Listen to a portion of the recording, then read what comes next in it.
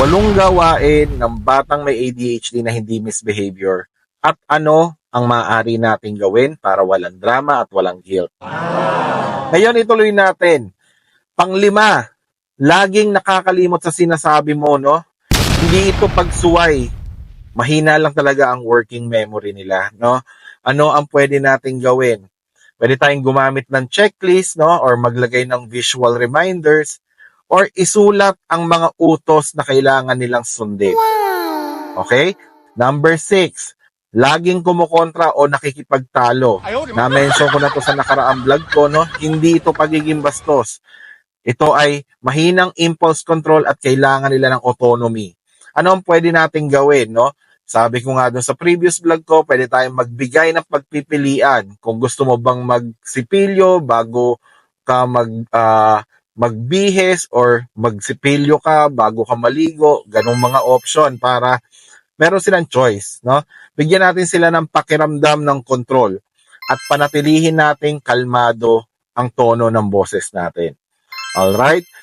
Number 7, hindi mapakali, no? Laging gumagalaw.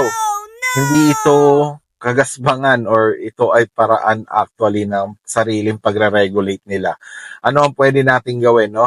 Hayaan lang natin silang tumayo o gumalaw habang nakikinig, no? Or gumamit ng fidget toy or mga wobble cushion para mas makontrol nila, no? Huwag natin parusahan, itama natin, no? Yung paggalaw-galaw nila. And number 8, no? Parang sobrang OA palagi, no? Hindi ito papansin or paghingi ng pansin, no? Ito ang tinatawag na dysregulated nervous system. Anong pwede natin gawin, no? Unahin natin na magkaroon ng kalmadong connection with them. Bawasan natin yung mga sensory input gaya ng maingay, maliwanag, or magulo, no? Lagi niyong tatandaan pag ganyan, no? Hindi ka nila binibigyan ng hirap, no? Ang ibig sabihin kasi nun nahihirapan sila. Okay? Ang ADHD ay hindi pagiging pasaway. Isa itong pagkakaiba ng function sa brains na nangangailangan ng suporta at hindi kahihiyan. So thank you for watching.